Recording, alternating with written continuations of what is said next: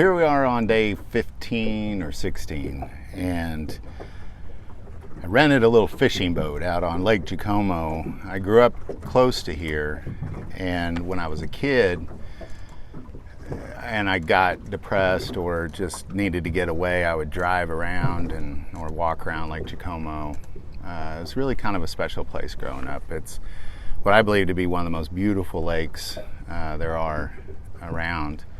Mostly because they kept it natural. There's not, really the only structures are like the marina, that kind of thing. But I rented a little fishing boat, just thought I'm going to get out there. I don't know what it is about this lake, but I just really wanted to get out on it. And I apologize for the wind in advance. I just came out to the middle and just started floating.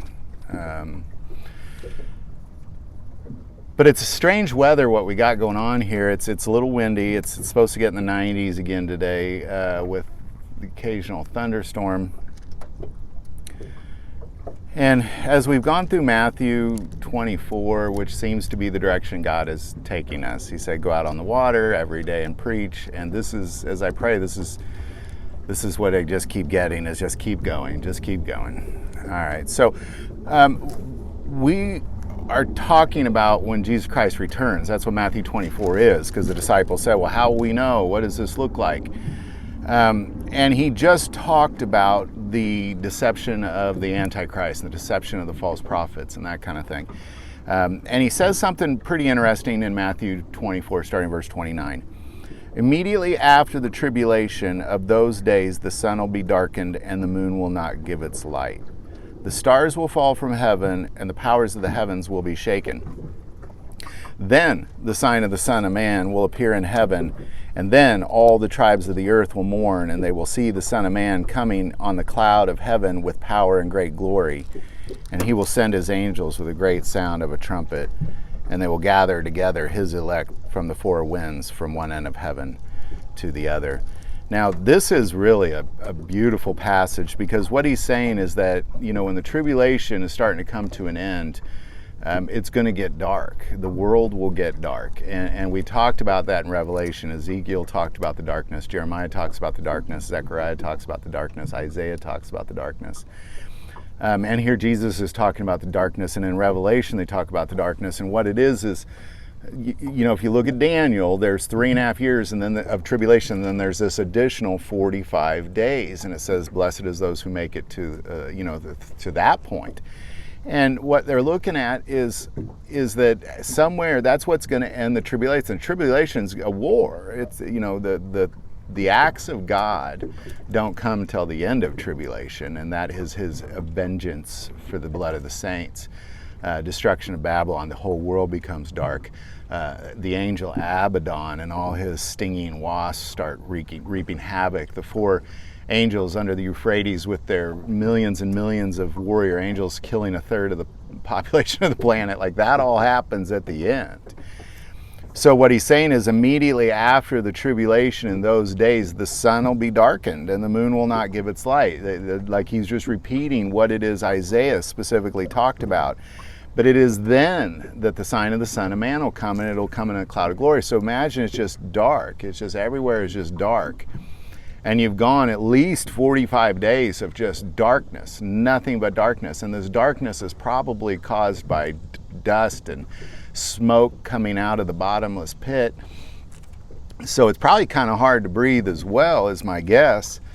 And then all of a sudden, it just opens up and the sun shines again, and there he is. And just like lightning flashes from the east to the west, the whole world will know that the King has returned in that moment. The whole world will know.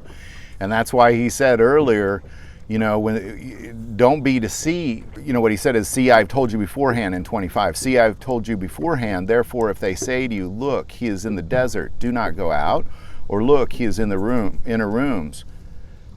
Do not believe it, for as lightning comes from the east and flashes to the west, so also will the coming of the Son of Man be. For wherever the carcass is, there the eagles will be gathered together, saying that there will be no doubt that he has returned. And people will say, oh, look, there's God in the desert. If you have any doubt, and what he's saying is if there's any investigation necessary, then don't go. Don't believe it, because when he returns, the whole world will know. There will be no doubt. It's not like, well, I wonder if that guy's God, or I wonder if God is here. You will know. You will know, because it would have been dark for 45 days. But the great thing about this passage too, and we'll get into this next time, is he talks about the rapture here too, and because he says immediately after the tribulation of those days, the sun will be dark and the moon will not give its light. The stars will fall from heaven and the powers of the heavens will be shaken. Then the sign of the Son of Man will appear in heaven. And then all the tribes of the earth will mourn, and they will see the Son of Man coming on the cloud of heaven with power and great glory. So at that last trumpet, once he returns, verse 31, and he will send his angels with a great sound of a trumpet, and they will gather together his elect from the four winds, from one end of heaven to the other, at his return. And the only reason there even is a rapture necessary is so this body can be changed from a dying, corrupt body to a living, incorruptible body. This corruption must put on incorruption. This mortal must put on immortality, is what the Bible tells us. It's the only reason for the rapture. So then at that point, we reign on earth with Jesus for 1,000 years. And the only way that's possible is I obviously have to receive my glorified body. I can't do it in this body. And that's the only reason for the rapture. So roughly what you got is you got a lot of deception going on, and the elect will be deceived. Jesus said the elect will be deceived. So don't think that just because you're going to church that somehow your church won't be worshiping the Antichrist. Because chances are many of your churches already worship political leaders. So we're not that far-fetched. But then there'll be a war for 3.5 years, and near the end, the clouds will be darkened, and then the heavens rain down on earth as the vengeance for the saints. Hope these videos are helping. Any insight on that, put it below. If you like this video, click like and subscribe. Feel called to support this channel at Patreon. That link is also below. But the most important part of this channel is we take prayer requests, so please don't ever hesitate to send that in.